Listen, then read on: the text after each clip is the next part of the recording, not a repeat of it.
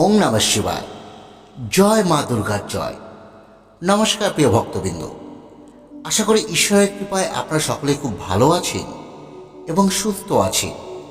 আজ ৩রা শ্রাবণ, ইংরাজির ২১শে জুলাই শনিবার।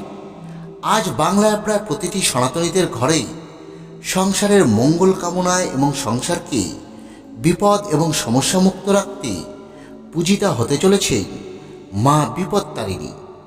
মা দুর্গার এই বিশেষ রূপ সকল ভক্তকে বিপদমুক্ত রাখেন বলে এই রূপ বিপত্তারিণী রূপ হিসেবে পূজিতা হন। মূলত আষাঢ় মাসের শুক্লপক্ষের দ্বিতীয়া তিথি থেকে দশমী পর্যন্ত, অর্থাৎ রথযাত্রা থেকে উল্টো রথ পর্যন্ত যে শনিবার এবং মঙ্গলবার পড়ে, তাতেই এই মা বিপত্তারিণীর ব্রত পালন করা হয়ে থাকে। তাই আজ এবছরের শেষ বিপত্তারিণী ব্রত। আজ হয়তো আপনারা অনেকেই এই ব্রত পালন করছে, আবার অনেকেই হয়তো গত শনিবার এই ব্রত পালন করে নিয়েছেন। কিন্তু মাথায় রাখবেন, ব্রত পালনের পাশাপাশি মা বিপত্তারিণীর ব্রতকথা যদি একটিবারও শ্রবণ বা পাঠ না করা হয়, তাহলে কিন্তু ব্রতের কোনো ফলই পাওয়া যায় না। তাই আজ অবশ্যই একটি বার হলেও এই মা বিপত্তারিণীর ব্রতকথাটি শ্রবণ করবে। তবে যারা কোনো কারণে আজ বা গত শনিবার এই ব্রত পালন করতে পারেননি, তারাও যদি আজ একটি বারের জন্য এই ব্রতকথাটি শুধুমাত্র শ্রবণ করতে পারে, তাহলে তারাও মা বিপত্তারিণী ব্রতের পূর্ণ ফল অনেকাংশেই লাভ করতে পারবে। তাহলে আসুন বন্ধুরা, আর কথা বেশি না বাড়িয়ে আমরা এবার শ্রবণ করি মা বিপত্তারিণী পুজোর ব্রত কথা। পুরাকালে নারদ ঋষি বেড়াতে বেড়াতে একদিন কৈলাসে গিয়ে উপস্থিত হলেন। সেখানে শিব এবং দুর্গাকে প্রণাম করে ঋষি জিজ্ঞেস করলে, প্রভু, আপনি তো মঙ্গলময়, আর সব মঙ্গল আপনার কারণে। এখন বলুন তো, কোন ব্রত করলে মানুষ সব রকম বিপদ থেকে মুক্তি পেতে পারে? নারদের কথা শুনে মহাদেব বললেন, যে স্ত্রীলোক বিপত্তারিণী ব্রত করে সে সব বিপদ থেকে উদ্ধার পায়।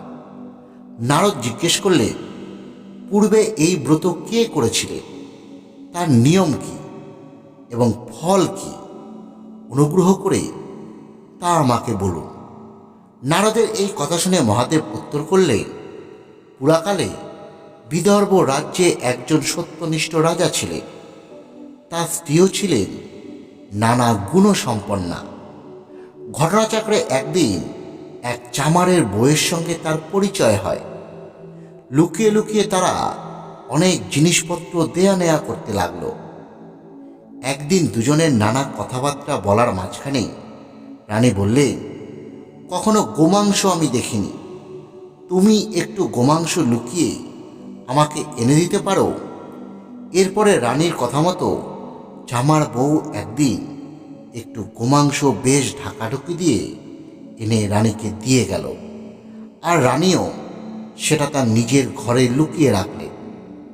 ক্রমে কথাটা রাজার কানে গিয়ে উঠল এবং রাজা অত্যন্ত রেগে গেলেন।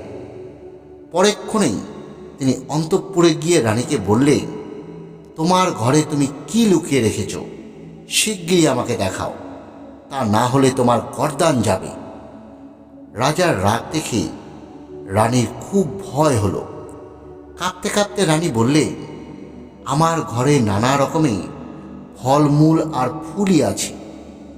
রাজাকে এই কথা বলার পর রানী মনে মনে মা দুর্গাকে খুব ডাকতে লাগলেন।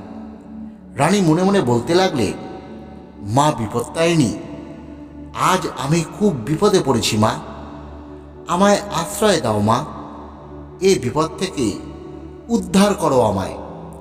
আমি সারা জীবন তোমার ব্রত পালন করব মা। রানীর প্রার্থনায় দেবী সন্তুষ্ট হয়ে অভয় দিয়ে বললে, তোমার স্তবে আমি সন্তুষ্ট হয়েছি। তোমার ঘরে যা ছিল সেটা এখন ফলমূল হয়ে গেছে। তুমি এখন সেগুলি রাজাকে গিয়ে দেখাও। রাজা খুবই সন্তুষ্ট হবেন। মা দুর্গার কথা মতো রানী ঘরে গিয়ে দেখলেন যে ঝুপড়িতে গোমাংসের বদলে রয়েছে একরাশ ফলমূল।